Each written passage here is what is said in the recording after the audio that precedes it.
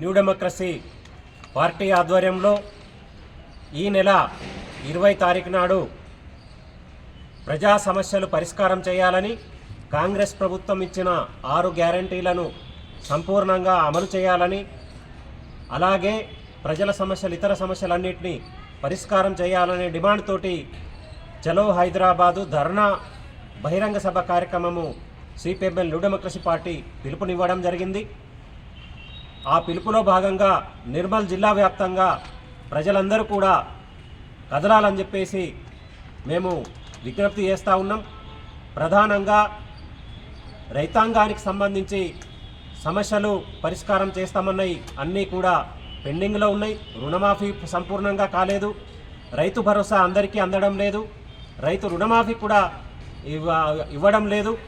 అలాగే ఈరోజు రైతు బీమాకు సంబంధించి డబ్బులు కూడా కరెక్ట్గా కట్టట్లేదని చెప్పేసి వ్యవసాయ అధికారులు చెప్తా ఉన్నారు. అలాగే నిరుద్యోగ భృతి అని చెప్పేసి ఇస్తామని చెప్పేసి చెప్పడం అనేది జరిగింది. అలాగే ఇతర అనేక సమస్యలు ఈరోజు ప్రజలందరూ కూడా ఎదురు చూస్తూ ఉన్నారు.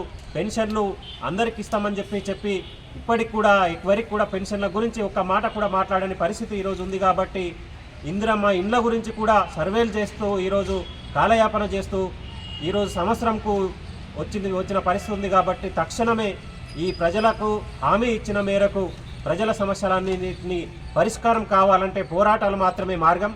ఆ పోరాటంలో భాగంగా ఈరోజు చలో హైదరాబాద్ కార్యక్రమము సిపిఎంఎల్ న్యూ డెమోక్రసీ పార్టీ పిలుపునివ్వడం జరిగింది.